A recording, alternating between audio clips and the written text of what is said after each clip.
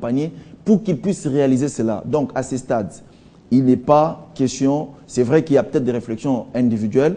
À ma connaissance, je n'ai jamais pris part à une quelconque réunion du parti où on est en train de parler de la reconduction ou pas. Mais tout ce qui m'intéresse, c'est que je sais que nous réfléchissons dans le sens d'aider le président Kabila à faire ce qui est mieux, d'améliorer le vécu quotidien de la population, d'accélérer le développement de notre pays, de consolider les acquis de la démocratie, évidemment donner la quiétude permanente à nos compatriotes de l'Est de la République.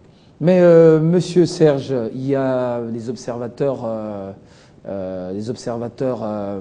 très avisés qui voient à travers la MP aujourd'hui deux camps se dessiner.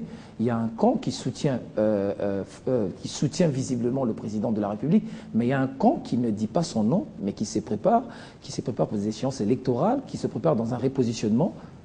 Êtes-vous d'accord à ceux qui avancent un tel argument? Bon, vous savez, je veux vous dire, la nature humaine, ce n'est pas à moi ici de venir développer des théories sur la nature humaine. Vous savez, même Jésus-Christ, qui était venu pour une mission noble, qui avait sauvé des milliers de personnes, dans son entourage, il y avait des gens qui étaient sincères envers lui et il y avait des gens qui n'étaient pas sincères envers lui. Je ne confirme pas qu'il y a des gens qui sont prédisposés à mettre des bâtons dans les roues, mais tout ce que je sais, c'est que je m'intéresse. Je m'intéresse et je partage avec ceux-là qui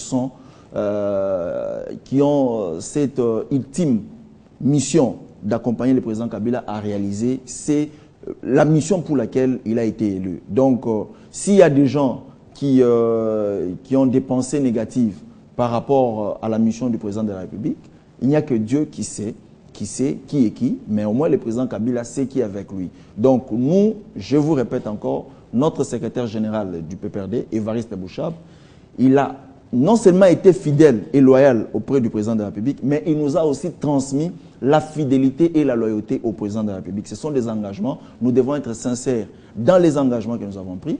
Nous avons accepté de soutenir le président Kabila. Nous avons adhéré au PPRD. Il y a un projet de société. Le président Kabila a donné la ligne à suivre. Nous allons suivre cette ligne jusqu'à ce que son mandat finisse.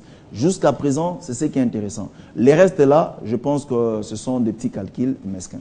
Comment se prépare alors le parti présidentiel, le PPRD, par rapport à ces différentes échéances électorales? Est-ce que le PPRD est prêt à affronter les élections dans leur ensemble? Je considère que le PPRD, c'est le seul parti qui est prêt à affronter les échéances. Je vais vous rappeler que l'année passée, notre secrétaire général, le professeur Évariste Bouchab, il a organisé un mini-congrès à Mbandaka qui avait pour mission de requalifier la marche du parti, d'armer tous nos candidats à tous les niveaux par rapport aux élections qui venaient. Pendant que les gens étant en train de passer leur temps dans les déclarations intempestives, dans des activités improductives. Nous étions déjà en train de réfléchir depuis 2014. Nous avons été en Mbandaka, nous avions pris des résolutions par rapport à nos candidats, par rapport aux échéances de 2015 et de 2016. Alors, ce n'est pas à moi, ici sur le plateau de Télé 50, de donner nos stratégies, mais je veux vous rassurer que nous avons été en Mbandaka, nous avons réfléchi dans ce sens-là. Il y a des séminaires, il y a des formations, il y a des activités et des instructions.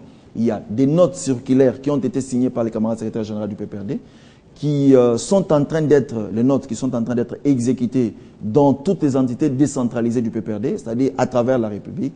Donc, partout dans nos fédérations, dans les communes, même dans les quartiers. Et nous sommes en train de préparer nos candidats et vous verrez pour les élections locales, les élections à la base.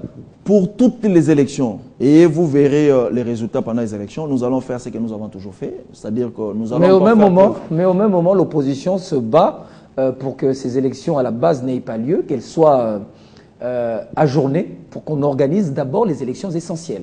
Les législatives, par exemple, et la présidentielle. Je pense que ce qui est essentiel, c'est que nous puissions avoir des élections à tous les niveaux. C'est la meilleure façon de matérialiser la démocratie dans notre pays. Il y a des gens qui veulent servir le pays, mais à travers des démarches, des approches démocratiques, c'est-à-dire à travers des élections. Nous avons besoin d'avoir des conseillers municipaux élus, comme ça ils seront redevables. Nous avons besoin d'avoir des bourgmestres qui sont élus, nous avons besoin d'avoir des gouverneurs qui sont élus. Alors, c'est la même opposition qui était montée au créneau, qui faisait des déclarations dans tous les sens pour solliciter l'organisation, le calendrier global. Et à mon entendement, le calendrier global veut dire qu'on reprenait les arrêts de 2006, de 2011, ainsi que le cycle électoral de 2016. Le président Malou Malou et toute son équipe, vous connaissez, ce n'est pas à moi de rappeler les circonstances, sinon la manière dont ces comités a été formé. C'était de manière démocratique à l'Assemblée nationale. Il y a des délégués de l'opposition, de la majorité ainsi que de la société civile. Donc, ne fût-ce que par respect au choix que nous-mêmes nous avons eu à opérer, c'est-à-dire nous de la majorité et nos compatriotes de l'opposition ainsi que de la société civile, ne fût-ce que par respect au choix, par le sentiment, les souhaits d'être un peu cohérents vis-à-vis de nous-mêmes et vis-à-vis de nos téléspectateurs, vis-à-vis de la base, nous devons quand même respecter cet organe indépendant habilité à organiser les élections. Et l'opposition respecte la CENI. La peur aussi de l'opposition, c'est que l'ensemble des élections coûtent pratiquement plus d'1 milliard de dollars. L'opposition craint que le gouvernement ne soit pas en mesure de récolter cet argent, ce qui peut pousser, par exemple, à un glissement. Leur peur est normale. Non, je veux vous dire une chose. Je veux vous dire que nous devons apprendre à respecter les institutions de notre pays. Nous devons apprendre à respecter les institutions. Nous devons apprendre à respecter aussi la Constitution. Donc, la même opposition qui avait vu le président de la CENI avec son équipe publier un calendrier partiel avait crié à la tricherie, avait estimé que c'était antidémocratique. Alors, ils ont fait pression, ils ont été dans les ambassades, ils ont été même dans les milieux occidentaux, ils ont fait des pressions sur la CENI pour qu'il y ait un calendrier global. Et aujourd'hui, on a publié un calendrier global. Ils veulent qu'on puisse extirper certaines élections qui sont aussi des éléments essentiels pour la démocratie, afin qu'on puisse rejeter ça sous prétexte que ce n'est pas important, ce n'est pas essentiel. C'est grave pour notre opposition. Et je demande à notre opposition d'être cohérente. Donc, je considère que nous devons tous les Congolais de la majorité, de l'opposition ainsi que de la société civile, nous devons tous respecter le travail fait par la CENI, parce que c'est un organe indépendant. Et la mission de la CENI est consacrée par la Constitution. Merci. On a fini avec vous. Dernière question, j'aimerais que vous soyez vraiment court. Est-ce qu'au sein du PPRD, on aborde également la question du dauphin? En démocratie, je pense que la question du dauphin...